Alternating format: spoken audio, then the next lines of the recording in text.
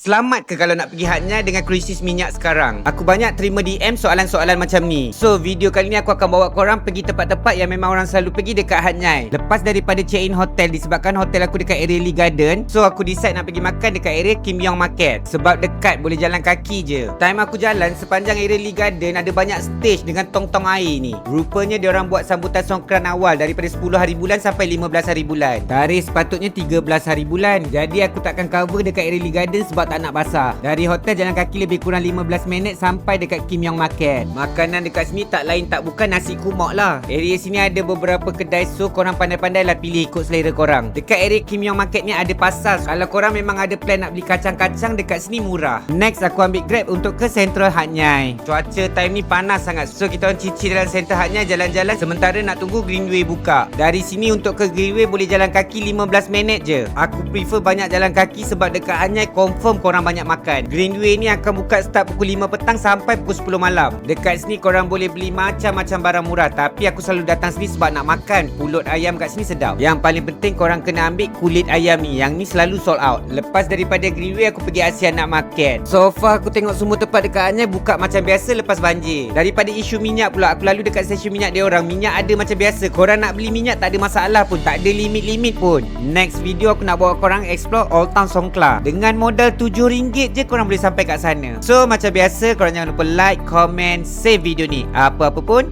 jom ikut aku travel.